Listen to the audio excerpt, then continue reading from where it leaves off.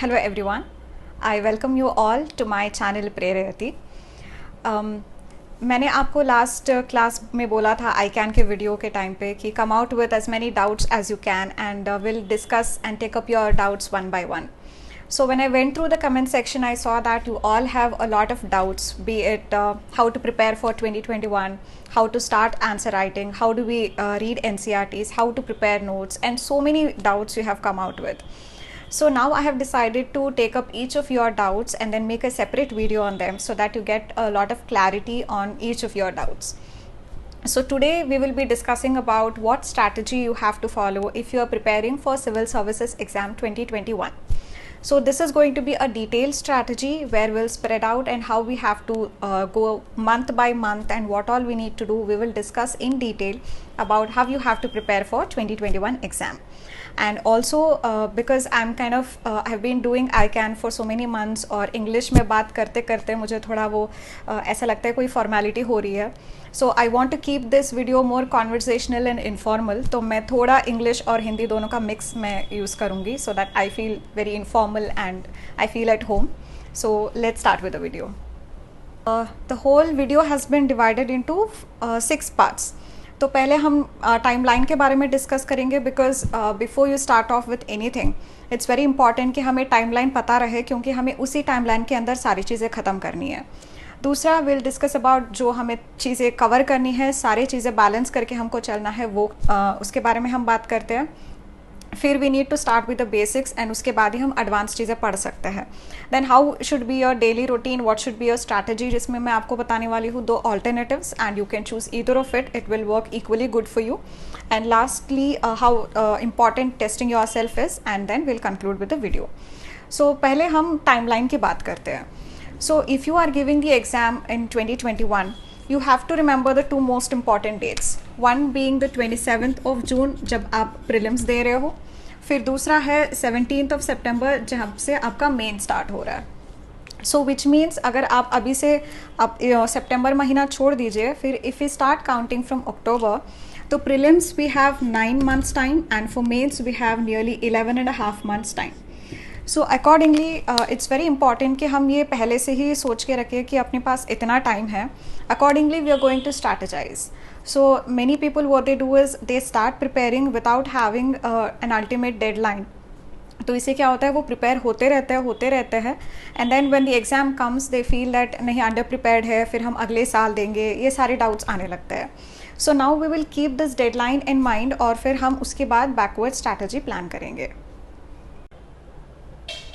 So now we'll come to the second part of the video.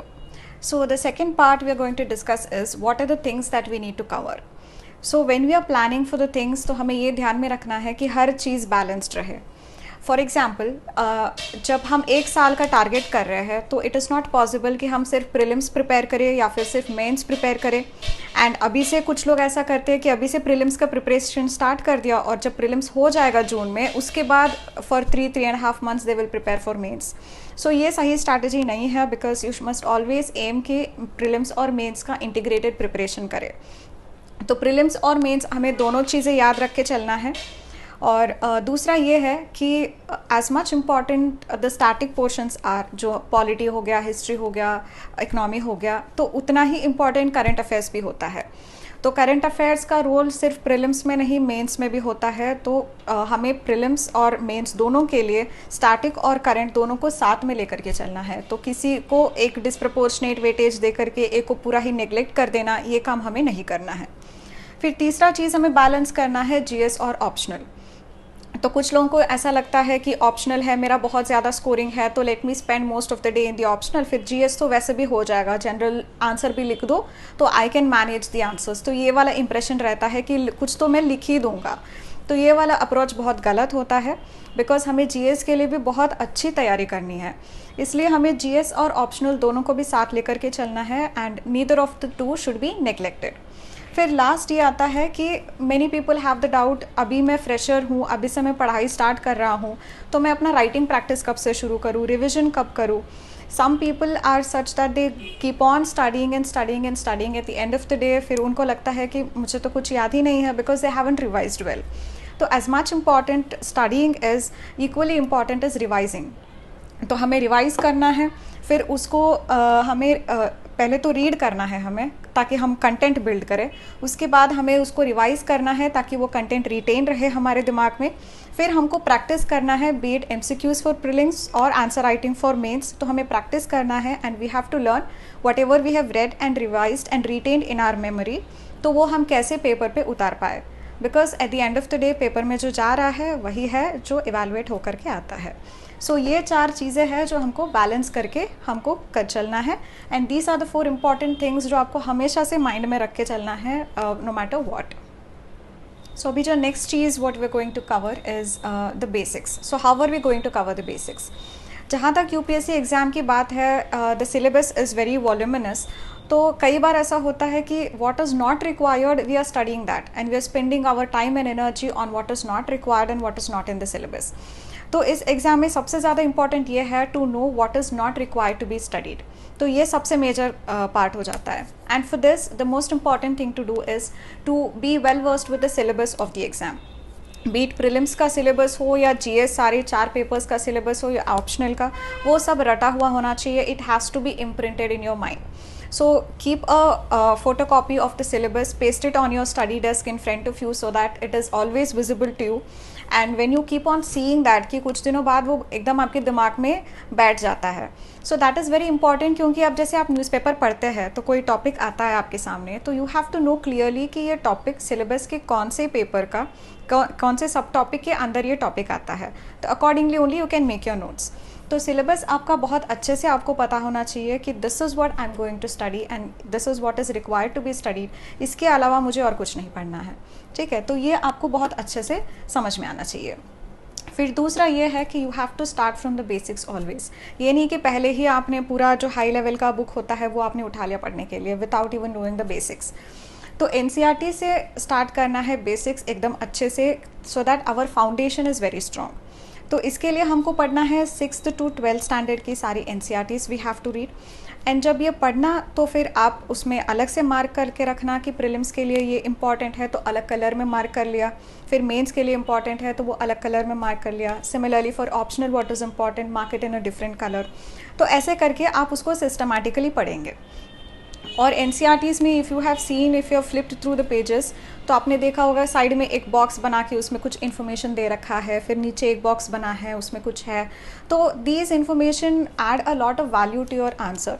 कि कोई British era की painting बनाई हुई है, उसके नीचे लिखा है कि this painting is done by so and so. तो वो एक एग्जाम्पल है ब्रिटिश पेंटर का, और हम आर्ट एंड कल्चर में तो ब्रिटिश पेंटिंग के बारे में पढ़ते ही है. तो you can take the name of that person, जो हम यूजुअली नहीं करते हैं. तो all the small things you have to keep it in mind. तो उस बॉक्स में से कुछ ऐसा इन्फॉर्मेशन निकल के आ सकता है which could be helpful for introducing your essay या फिर आपके ऑप्शनल के लिए. तो you have to read NCERTs very thoroughly. और दूसरी बात यह है कि the NCERTs, the language that is use to explain is very very simple, and this is precisely the language जो आपको आपके पेपर्स में भी यूज़ करना चाहिए. बिकॉज आपके पेपर्स में आपको ज़्यादा जार्गन्स हो या फ्लावरी लैंग्वेज हो, ये सब यूज़ नहीं करना है. And you have to keep your answers as simple as possible, ताकि even if a layman reads your answers he or she must be able to understand it. तो ऐसा आपको NCERTs को थरली अच्छे से पढ़ना है. फिर उसके बाद तीसरा आता है प्रीवियस ईयर क्वेश्चंस. तो previous year questions is an important source, जहाँ पर आप तो एक तो प्रैक्टिस कर सकते हैं, दूसरा आप ट्रेंड एनालाइज करके प्रेडिक्ट कर सकते हैं कि एग्ज़ाम में क्या आएगा. तो प्रीवियस ईयर क्वेश्चंस आजकल आपको प्रीलिम्स का, आपके सारे GS के पेपर्स का, सब टॉपिक वाइज और आपके सारे ऑप्शनल का आपको मार्केट में कंपाइलेशंस मिल जाएंगे. तो you have to pick up any of this compilation of the previous year question papers. फिर आपको उसे जब भी आप कुछ भी पढ़ते हैं तो just go back to your question bank, फिर आप उसको फ्लिप करो और देखो कि if you are able to answer those questions that you have the topic of which you have just read. तो ये आप एक बेस बनाकर रखना टू टेस्ट योर सेल्फ कि if you are going on the right track. So the last important thing that we need to remember is to cover the current affairs. So current affairs importance के not be stressed enough, क्योंकि उसका importance prelims में भी होता है और mains में भी. So without current affairs, it is very difficult, and it is one of the most critical elements of clearing UPSC exam. So when it comes to current affairs for prelims, you have to cover at least 1.5 years का previous current affairs आपको cover करना है. और mains के लिए 1 year minimum, और अगर हो सके तो go to as much as like 1.5 years का करंट अफेयर्स मेंस के लिए इट इज़ वेरी इंपॉर्टेंट। तो ये टाइमलाइन हमको लेकर के चलना है for both prelims and mains कि हमें इतना तो कवर करके ही जाना है एग्ज़ाम में। और दूसरा इम्पॉर्टेंट चीज़ है करंट अफेयर्स से related, which is one of the important limitations of the current affairs is you get a lot of sources on current affairs. तो न्यूज़पेपर्स तो है ही, इसके अलावा हर वेबसाइट में आपको हर तरीके का एनालिसिस मिल जाता है, बहुत सारे मटीरियल मिल जाते हैं आपको मार्केट में, हर इंस्टीट्यूट का कुछ ना कुछ होता है। So some people spend so many hours just on current affairs कि they forget to create that balance that we spoke earlier in this video. तो वो बैलेंस लेकर के चलना is very important. And current affairs you have to decide your sources. वो जो भी है, आपको जो बेस्ट रिटर्न्स दे रहा है, आपको जिससे बहुत अच्छे से समझ में आ रहा है, आप वो सोर्स पढ़िए, लेकिन कीप योर सोर्सेज लिमिटेड। ये नहीं कि बहुत 3 4 5 सोर्सेज से पढ़ लिया। Keep your sources limited to just 1 or 2 sources, और आप उसी से अपनी करंट अफेयर्स का प्रिपरेशन करिए, उसी से नोट्स बनाइए और वही नोट्स आप बार बार रिवाइज करिए। तो multiple sources for current affairs, क्योंकि कोई भी आप दूसरा नोट्स उठा करके देखोगे उसमें for sure 1 or 2 points something new you will definitely discover, because current affairs is such a topic. But it doesn't mean that you have to know everything that's going on there. You have to stick to your syllabus and limit your sources, और वही पढ़ना है आपको। Next, we are going to look at what strategy you have to follow when you have to start studying. So first, in the month of October and November, you have to finish all the NCERTs, और उसको कैसे ख़त्म करना है ये हमने अभी discuss किया है। तो 6th to 12th की सारी सब्जेक्ट्स की आपको NCERTs पढ़नी है, and this you have to do it in a limited time, which is October November. तो ये आपको एक डेडलाइन लेकर के चलना है कि 2 महीने में सारी NCERTs ख़त्म करना है। After November when you talk about the 4 GS papers, उसको कैसे ख़त्म करना है, उसके लिए 2 स्ट्रैटेजीज़ है, 1 and 2, और दोनों ही स्ट्रैटेजीज़ अच्छे से काम करेगा। Whatever is comfortable to you can choose that strategy. तो अभी हम वो स्ट्रैटेजी डिस्कस करते हैं। तो स्ट्रैटेजी 1 में आप जाएंगे सब्जेक्ट वाइज। तो सब्जेक्ट वाइज में जैसे हम प्रीलिम्स के लिए पढ़ते हैं हिस्ट्री, ज्योग्राफी, पॉलिटी, इकोनॉमी, तो ऐसा करके आप सब्जेक्ट वाइज जाएंगे, और पेपर वाइज में हम जाएंगे पेपर GS 1 2 3 4 जैसे। तो अभी सब्जेक्ट वाइज मान लीजिए, whatever combination of subjects is comfortable to you वो ही आप चूज़ करना। ये मैंने पहले अपने 40 डेज प्रीलिम्स स्ट्रैटेजी में भी बताया है कि द कॉम्बिनेशन जो आप बिठाते हैं वो कम्प्लीटली आपके कन्वीनियंस और आपके इंटरेस्ट के ऊपर है। तो यहाँ पे आप दिसंबर में कवर करना है history and geography. History and geography क्यों? क्योंकि history is more like a story, तो वो थोड़ा अच्छा लगता है पढ़ के। ज्योग्राफी इज़ मोर टेक्निकल, तो उसमें थोड़ा याद रखना पड़ता है। So this combination can be one of the combinations जो जा सकता है। And as far as what you have to read is concerned, वो मैं if you want to know my sources then I have already mentioned it in the blog, या फिर कभी इसके बारे में और बात करेंगे। लेकिन कुछ चीज़ें you have to remember very well is that history, geography में जैसे डायग्राम्स का रोल बहुत इंपॉर्टेंट होता है। So even after studying for 1 whole year, even after studying thoroughly the NCERTs, अगर मैं किसी को कहूँ कि आप ENSO एक्सप्लेन कर दो, आप एलनीना एक्सप्लेन कर दो along with a beautiful diagram, तो वो एक्सप्लेन तो कर देंगे, लेकिन डायग्राम उनको बनाना नहीं आता है। तो ये बेसिक डायग्राम्स की प्रैक्टिस आपको डे 1 से होनी चाहिए, whatever topic you are writing or you are understanding and learning. तो उसके साथ साथ डायग्राम भी आप प्रैक्टिस करना स्टार्ट करना।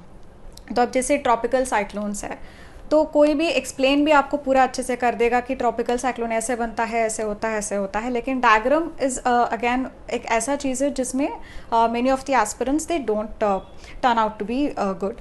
तो ये आपको इसमें ध्यान रखना है। And then whatever you are reading, whatever be it source, कुछ लोग आप में से क्लास कर रहे होंगे तो किसी कोचिंग में, या फिर कुछ लोगों ने कुछ मटेरियल मंगवाया होगा। Some of you must be studying on your own self, तो आप स्टैंडर्ड टेक्स्ट बुक्स फॉलो कर रहे होंगे। Whatever it is, whatever is comfortable for you, do that and have complete trust in that particular source कि ये आपको rank दिलाएगा। तो उसी पे आपको ट्रस्ट करके आगे बढ़ना है। सो मोर देन सोर्स, क्योंकि हिस्ट्री तो सेम ही रहता है no matter what source you pick up, लेकिन more than that what matters more is जो वैल्यू आप आंसर्स में ऐड करते हो। जैसे ज्योग्राफी में डायग्राम्स हो गया जो आपका पक्का होना चाहिए, तो आप ऐसे छोटी छोटी चीज़ों को आपको याद रखना है। एंड साइमल्टेनियसली जब आप पढ़ाई कर रहे हो तो don't forget to keep the question bank on your desk table.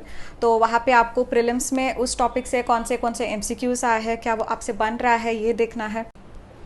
तो इसमें अगर आपके मेंस के क्वेश्चंस आप बन रहे हैं, are you able to brainstorm कि अच्छा कुछ तो कंटेंट मेरा है इस क्वेश्चन के ऊपर. So you have to keep checking yourself as and when you progress. तो ये आपको करना है. तो next if you go on to January, you can start with polity and economy. So here again I won't get into the sources particularly आपको polity में क्या पढ़ना है. तो पॉलिटी में यूजुअली सब लक्ष्मीकांत ये सब पढ़ते हैं.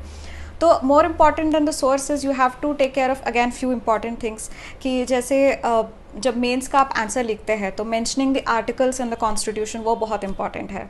तो जब आप पढ़ते हैं तो आप एक लिस्ट बना लीजिए जिसमें इंपॉर्टेंट आर्टिकल्स लिख दिया, फिर वो आर्टिकल क्या, उसका क्या मतलब है, वो क्या किस चीज़ से डील करता है ये लिख लिया, and then you just paste it in front of your study desk और आप हर रोज़ उसको देखते रहिए. फिर आपका नज़र उसमें जाता रहता है तो वो अपने आप आपको जो है याद हो जाएगा. तो आपको बैठ के उसको रटने की ज़रूरत नहीं है. तो if you just keeps looking at that what ever you have pasted in the paper, तो आपको वो याद हो जाएगा. तो ये पॉलिटी में थोड़ा आर्टिकल्स वगैरह, जजमेंट्स, तो ये सब आपको जब भी when you come across you have to make a special note और आपको इस तरीके से प्रिपरेशन करना है. So same goes with economy, whatever be the source, just make sure that your fundamental concepts are clear. जो आपने इकोनॉमी का NCERT पढ़ा होगा तो वो आप वापस से रिवाइज कर लो और जो भी आपका सोर्स है वो पढ़ के आप नोट्स बना लो. And next is coming with February, you can start with art and culture and environment. तो यहाँ पर भी मेन बेसिक यही है कि आर्ट एंड कल्चर में whenever the question is asked, तो प्रीलिम्स में तो थोड़ा एंशियंट और मिडिवल हिस्ट्री से कंबाइंड से क्वेश्चंस आते हैं. And then in mains art and culture questions are very dynamic in nature. तो आप बार बार देखते रहना, refer to your question bank and see if you are able to solve.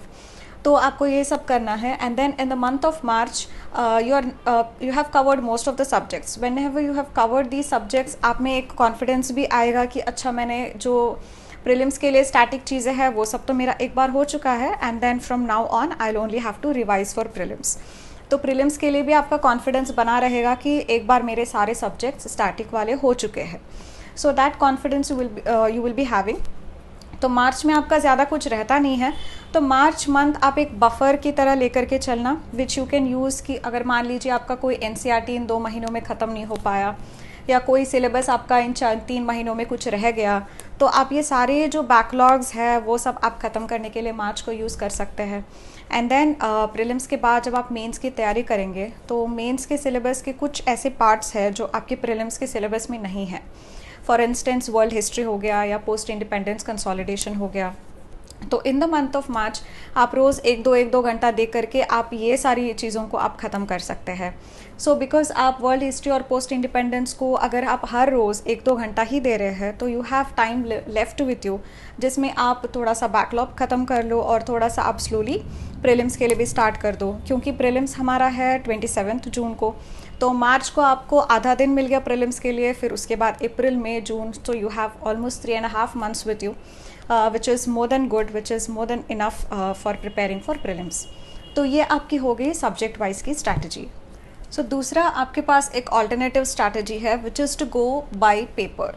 So December you cover GS1, January GS2, Feb GS3 and then March GS4. So this strategy is completely according to your comfort. जैसा आपका मन करे आप वैसा करिए.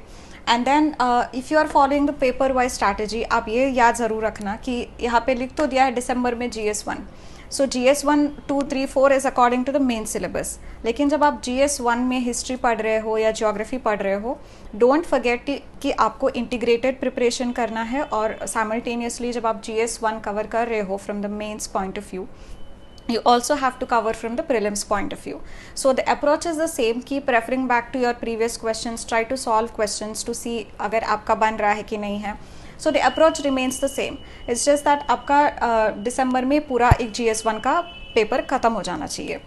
And in this one more tip is GS1 में कुछ X number of topics है, GS2 में Y नंबर ऑफ टॉपिक्स है. तो ऐसे करके आप पहले टॉपिक्स की लिस्ट बना लेना कि how many topics you have per paper. तो उस हिसाब से you come to a target कि डेली मुझे इतने टॉपिक्स कवर करने ही हैं if by the end of this month I have to complete this paper. तो इससे क्या होगा, आपका डेली का टारगेट बन जाएगा कि this many topics I have to cover in a day no matter what. तो ये आपके अंदर एक सेंस ऑफ अर्जेंसी बिल्ड करेगा and you will be able to go towards your goal in a targeted manner. तो आपका महीने के एंड तक डेफिनेटली आपका सिलेबस जो आपका पेपर टारगेट है तो वो आपका कंप्लीट होगा तब. तो ये वाली स्ट्रैटेजी आप फॉलो कर सकते हैं।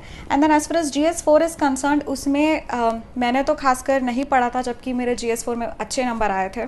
तो I did not refer to any standard text books या ऐसा कुछ तो नहीं पढ़ा था। तो ये हम बाद में डिस्कस करेंगे what you have to do और व्हाट आई डिड एटलीस्ट।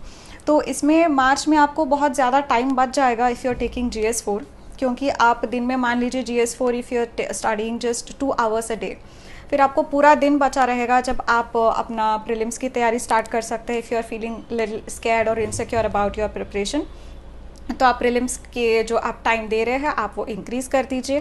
फिर मार्च के बाद भी आपके पास almost 3 months you have, which is more than enough to complete your prelims comfortably.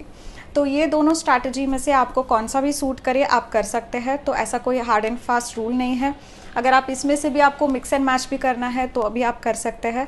The bottom line is you have to remember कि अच्छे से फंडामेंटल्स आपका तैयार रहना चाहिए। जहाँ पर भी आपको वैल्यू एडिशन होना चाहिए, जैसे पॉलिटी के आर्टिकल्स हो गए, ज्योग्राफी के डायग्राम्स हो गए, वो आपका तैयार रहना चाहिए और आपका प्रिपरेशन इंटीग्रेटेड होना चाहिए। And then you should not lose track of the syllabus and your previous year questions या आपका जो भी क्वेश्चन बैंक है, so that you have to make sure कि ये हमेशा रहे। तो बाकी is up to you, whatever you want to choose.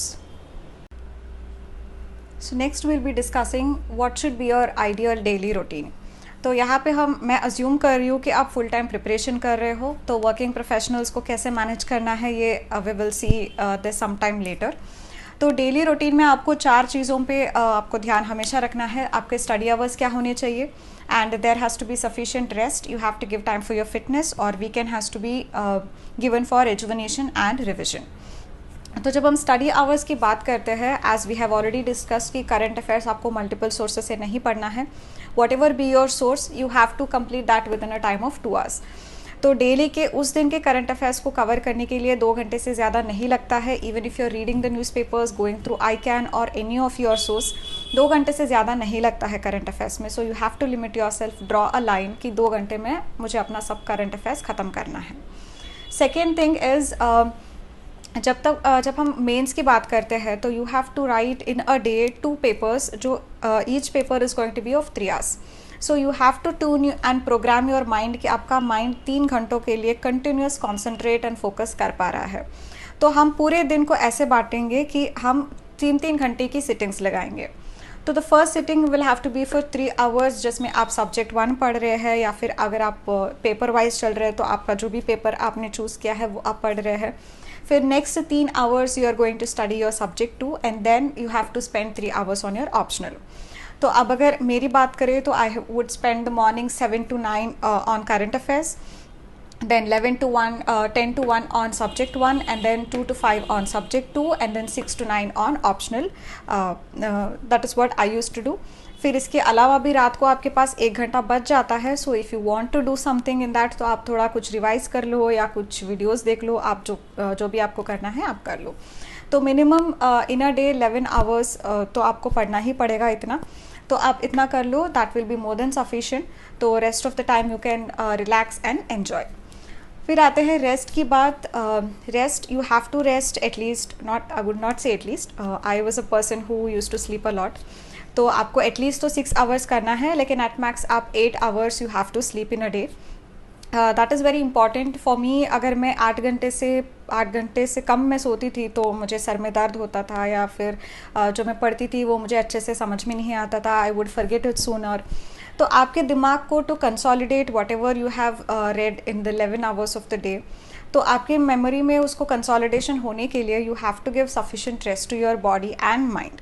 तो आपको रेस्ट आपको अच्छे से देना चाहिए, वट एवर इज़ आपका जो मिनिमम है। तो मैं तो 8 घंटे से 1 मिनट भी कम नहीं सो सकती हूँ। तो that rest you make sure that you give to yourself. फिर rest is fitness. Fitness again is very important, because आप फिट रहोगे तो आपको what used to happen is, अगर आप मॉर्निंग 1 घंटा आप फिटनेस पे देते हो तो बाय इवनिंग और बाय नाइट तो आपको लगता है आपके अंदर और भी एनर्जी है, you can push your self. तो जो अनफिनिश टारगेट है वो भी आप कर सकते हो। लेकिन अगर आप फिटनेस पे ध्यान नहीं दोगे तो by evening itself you kind of start feeling very exhausted, drained, कि मेरे अंदर अब एनर्जी नहीं है, बस हो गया बहुत, ये सब। तो fitness is very important in that terms कि आपको अच्छे से वो आपके अंदर एनर्जी रखेगा, तो पूरा दिन आप एनर्जेटिक रहोगे। फिर लास्ट आता है आपका रेजुविनेशन एंड रिविजन। तो ये बहुत इंपॉर्टेंट है बिकॉज हम पूरा दिन पढ़ते रहते हैं, we are cut off from social media, we are cut off from friends and family and relatives. तो इट्स वेरी इंपॉर्टेंट कि माइंड को थोड़ा सा हम फ्रेशन अप करें। तो जब संडे की बात आती है, अगर आपने नोटिस किया होगा स्ट्रैटेजी में मैंने कभी एसे की बात नहीं करी थी। This is because Sunday is a perfect time, क्योंकि ऐसे कोई इतना रिगरस वाला ये नहीं है जिसमें बहुत सारे आपको कॉम्प्लेक्स चीज़ें समझनी है, कोई कंसेप्चुअल अंडरस्टैंडिंग आपको करनी है। तो आप ऐसे में कोई भी आप थीम ले लो संडे को, 2 घंटे गूगल करके उसके बारे में नोट्स बना लो, कुछ कोटेशंस, कुछ स्टोरीज, एनेक्डोट्स आप कलेक्ट कर लो। तो ये it is a less rigorous kind of an exercise जो आप वीकेंड्स को कर सकते हो। इसके अलावा just flip through the notes that you have made throughout the week. बस ऐसे फ्लिप करना कि बस आपके आंखों में एक पिक्चर क्रिएट हो जाए ना कि आपने ये पढ़ा है, आपने इस चीज़ का नोट्स बनाया है।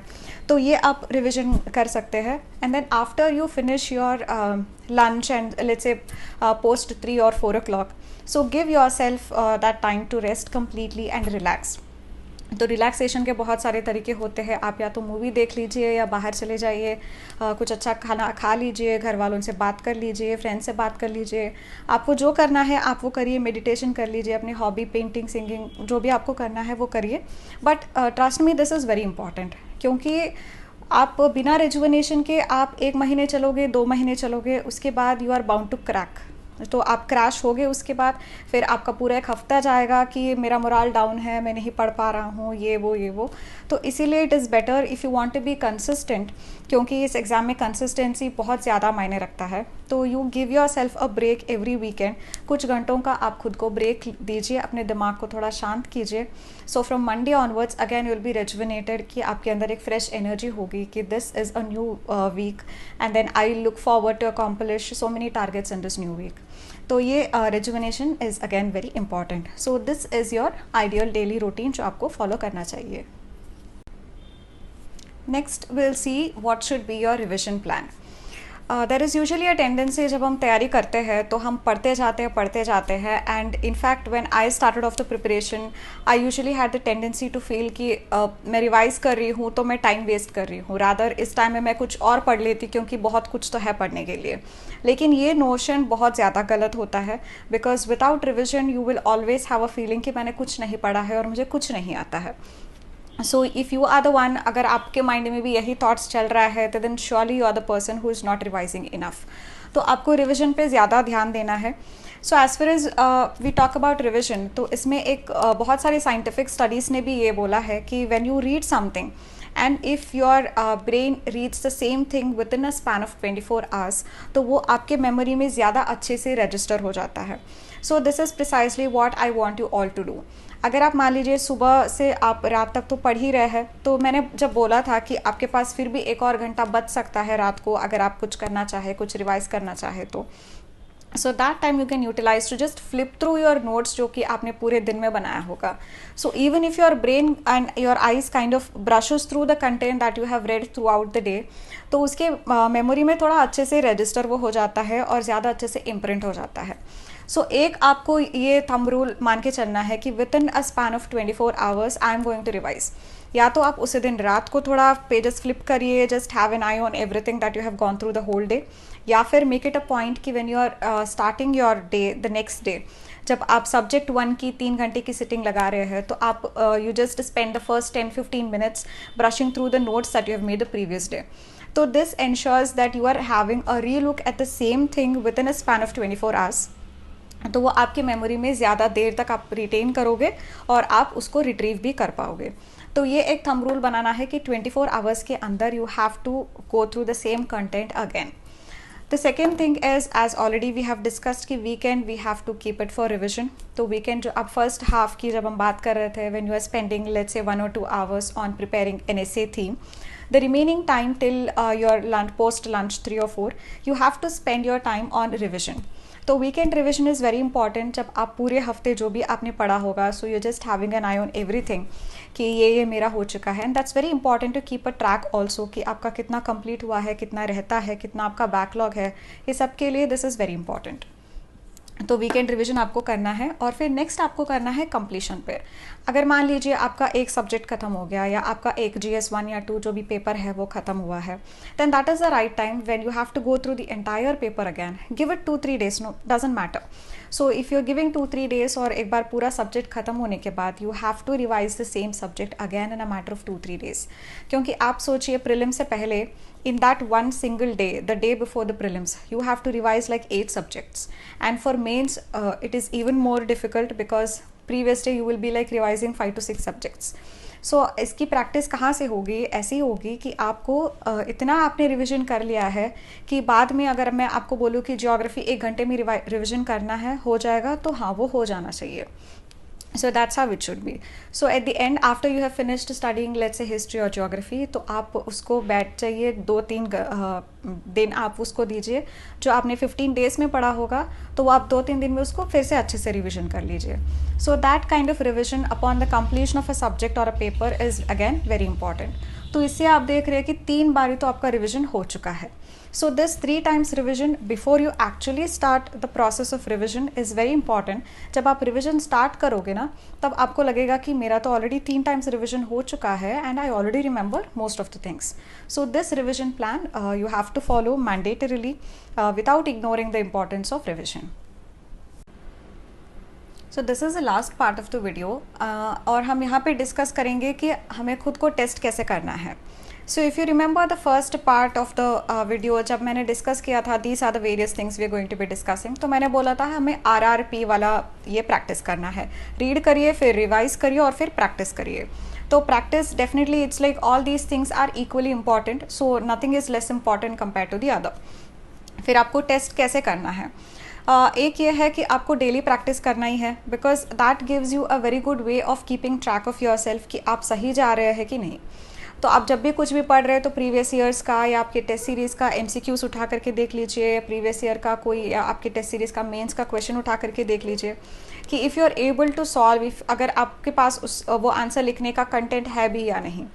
तो इससे ये पता चलेगा कि if you are on the right track, अगर आप सही चीज़ें पढ़ रहे हैं, सही तरीके से पढ़ रहे हैं कि नहीं, ये आपको पता चल जाएगा।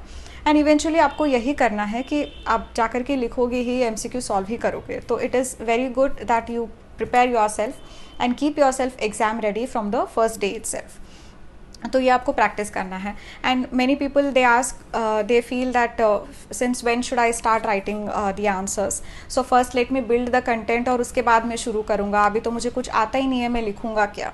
तो ऐसा नहीं होता है। जब अगर आप ये सोचेंगे कि सब कुछ ख़त्म करने के बाद आई विल स्टार्ट राइटिंग, तो that day will never come. तो जैसे जैसे आप पढ़ रहे हैं, कम से कम आप जो पढ़ा है उसके बेसिस पे तो जो क्वेश्चन है वो तो हम आंसर कर ही सकते हैं। सो डेली प्रैक्टिस करना बहुत ज़रूरी है। And then next is previous year questions. As I said, you have to have a repository for both prelims as well as mains. So keep referring to that और फिर देखिए कि आपसे वो बन पा रहा है कि नहीं। फिर नेक्स्ट है कि जब भी आप डेली प्रैक्टिस आपको करना है, तो इट इज़ नॉट पॉसिबल कि आप सारे जो, अगर मान लीजिए 10 मेंस के क्वेश्चंस है, तो you can not write each and every mains question, तो वो पॉसिबल नहीं है, बिकॉज आपको पढ़ना भी है। तो आप ब्रेनस्टॉर्म करिए, तो आप वो क्वेश्चन निकालिए जो भी आपको करना है, फिर आप आंख बंद करके सोचिए कि इसका इंट्रो क्या होगा, बॉडी क्या होगा, कंक्लूजन क्या होगा, what is it that I know, what is it that I lack. तो आप वो थोड़ा ब्रेनस्टॉर्म करके एक शीट में आप लिखिए कि अगर कल को इसके ऊपर आपको कोई एग्जाम्पल या डेटा मिला तो आप आकर के इसी शीट पर वापस आप लिख सकते हैं। So brain storming is very important, because वो आपके ब्रेन को प्रिपेयर कर देता है कि when ever you come across a question, तो आपका ब्रेन जल्दी रिस्पॉन्ड करना स्टार्ट कर देता है। Your brain will start to retrieve the right set of information to you in a quicker manner. तो इसलिए ब्रेन स्टॉर्मिंग करना बहुत इंपॉर्टेंट है। द नेक्स्ट इज़, आपने जो भी टेस्ट सीरीज़ लगाया होगा, प्रीलिम्स के लिए होगा या फिर मेंस के लिए होगा या ऑप्शनल के लिए होगा, GS के लिए होगा, तो आप वो टेस्ट सीरीज़ का भी same thing, it goes the same way you have to do. आप एक टेस्ट सीरीज़ लिख रहे हैं तो you have to also brainstorm कि इसका मैं क्या लिखता, इंट्रो, बॉडी क्या लिखता, फिर मेरे पास इसका कंटेंट है कि नहीं, तो नहीं है तो क्या, व्हाट इज़ इट मिसिंग। तो ये एनालिसिस आपको टेस्ट सीरीज़ का करना है। फिर लास्ट आता है सिक्योर। ये मैं इसलिए बता रही हूँ क्योंकि मैं खुद यही करती थी। एज ए सेड कि ब्रेनस्टॉर्मिंग बहुत इंपॉर्टेंट है, तो रोज़ के बेसिस पे सिक्योर का आंसर लिख के बैठना तो मेरे लिए नहीं पॉसिबल था इतना। तो मैं सिक्योर जब मैं पढ़ती थी तो every day I use to make sure कि जो भी क्वेश्चंस है उसका मैं ब्रेनस्टॉर्म कम से कम तो मैं कर लूँ। So this I started doing once I actually wrote several answers.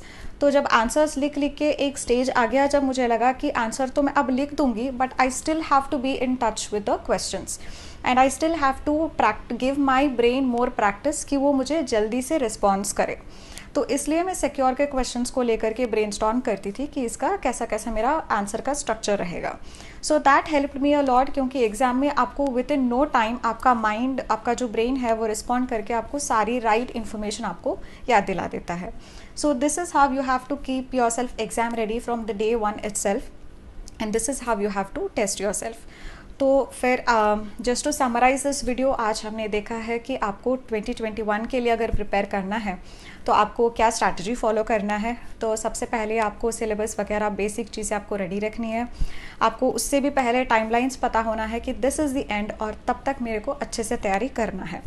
So you will start with the basics, and even when you start with the basics, you have to make sure that you are testing yourself regularly, you are revising, and you are following the RRP approach, which is read, revise and practice, and you have a consistent daily routine जो आप follow कर रहे हैं and without any fail जो आपको करना है। And at the same time you also have to make sure that you limit your sources, कि आप बहुत ज़्यादा सोर्सेज को लेकर के प्रेशराइज ना करें खुद को और कंफ्यूज ना हो।